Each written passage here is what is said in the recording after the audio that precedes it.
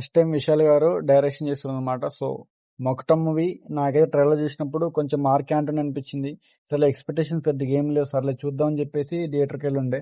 So, movie నాకెలా అనిపించిందంటే కొంచెం యాక్షన్ ఎంట్రీ అనిపించింది. సో, మూవీ గురించి మాట్లాడుకుందాం.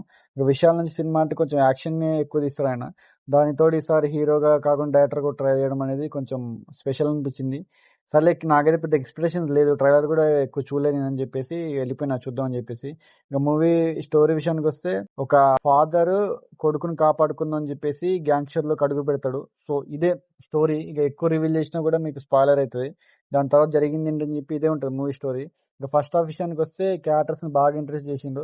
కానీ స్టోరీ కొంచెం స్లో అనిపించింది. ఫస్ట్ టైం ఆయన డైరెక్ట్ చేశారు కదా! స్క్రీన్ ప్లే గాని, స్టోరీ గాని, ఎగ్జిక్యూషన్ గాని కొంచెం స్లో అనిపించింది. అది కొంచెం ఎగ్జిక్యూట్ చేయాలి మనం.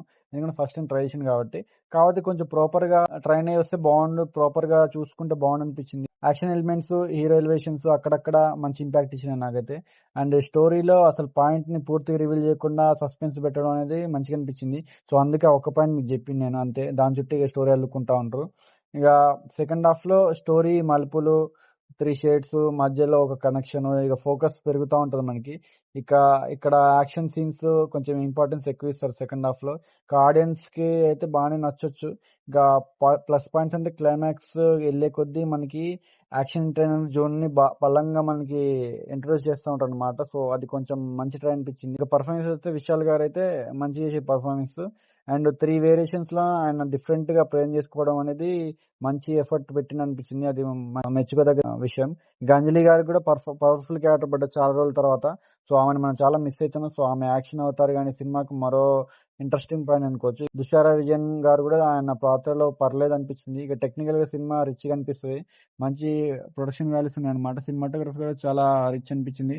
Action choreography, background music, so, action సీన్స్‌కి మంచి సపోర్ట్ ఇచ్చారు. సో, ముఖ్యంగా జీవి ప్రకాష్ గారు బ్యాక్‌గ్రౌండ్ స్కోర్స్ సినిమాని ఇంకో రేంజ్ తీసుకెళ్ళారనమాట. సో, ఇవన్నీ పాజిటివ్స్. ఇంకా నెగెటివ్స్‌కి వస్తే మొత్తం స్టోరీ, యాక్షన్ ఇవే 3 షేడ్స్ ఉన్న తర్వాత కూడా కొంచెం మూవీ 3 అవర్స్ రన్ టైమ్ చాలా లాగ్ అనిపించింది. అండ్ డైరెక్షన్ అయితే బాలేదు.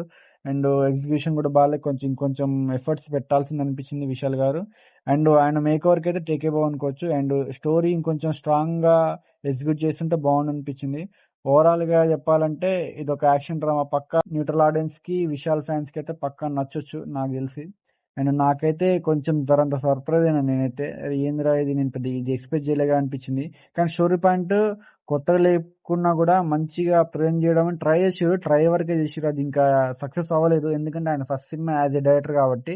అండ్ నెక్స్ట్ వచ్చే సినిమా మళ్ళీ డైరెక్షన్ చేస్తారేమో చూడాలా. అండ్ అంజలిని చాలా రోజుల తర్వాత చూడడం అనేది మంచిగా అనిపించింది. విశాల్ గారు కూడా 3 వేరియేషన్స్‌లో అయితే ఇచ్చి పడేసిర్రు పర్ఫార్మెన్స్. అది మాత్రం నాకు బాగా నచ్చింది. ఓవరాల్ చెప్పాలంటే ఒకసారి ట్రై చేయొచ్చు. ఒకవేళ మీరు ఈ సినిమా చూస్తుంటే మీకేమనిపించిందో తప్పకుండా మాతో షేర్ చేసుకోండి. అండ్ ఫ్యామిలీతో చూడొచ్చండి. యెస్, ఫ్యామిలీ వాచే. And that's all about this review. Please subscribe to help. We all signing off. Bye by.